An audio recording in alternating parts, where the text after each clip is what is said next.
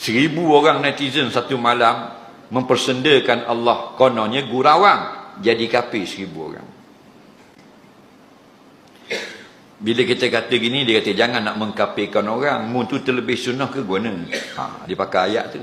Tak ada peduli kita siapa bergurau dengan Allah, kafir, kekal dalam neraka dulu kini selama. Siapa mempersendakan Nabi, kafir, laknatullah. Tak kira parti mana pun. Tak kira siapa mu agung ke siapa, tak ada peduli.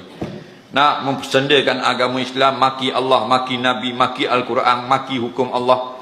Nak meringan-ringankan hukum Allah, kafir, laknatullah. Man istahza'a billah wa bi ahkamillah wa bi ayatillah wa bi nabiyillah min anbiya'illah faqad kafara. Ulama sebut dah dalam kitab-kitab tauhid, barang siapa yang mempersendakan Allah, barang siapa yang mempersendakan Nabi Allah dari Nabi-Nabi Allah, barang siapa yang mempersendakan dinillah, agama Allah, barang siapa yang mempersendakan ayat Allah, tanda-tanda kebesaran Allah, barang siapa yang buat senda mengaji dengan hukum Allah, barang siapa yang bersendakan dengan apa yang didatangkan oleh Allah dalam Al-Quran tentang kisah malaikat, kisah hidup di alam barzah, kisah surga neraka, menganjing, faqad kafara, telah menjadi kafir.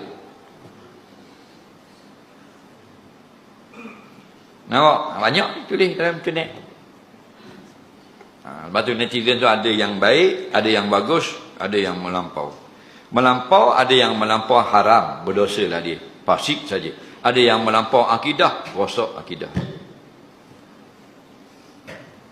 Setuju tak setuju, menganjing bersenda dengan Allah, maki Nabi, bersenda dengan ayat Quran, semuanya kafir, laknatullah.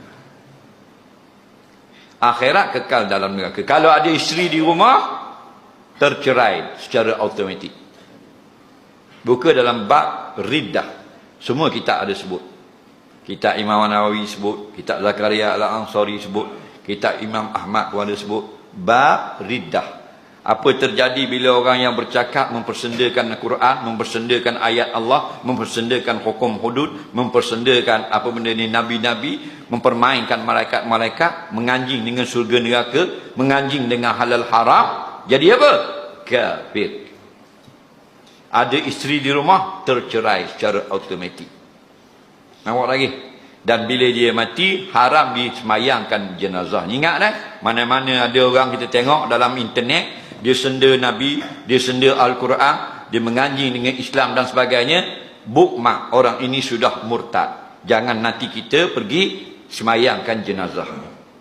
Dan haram ditanam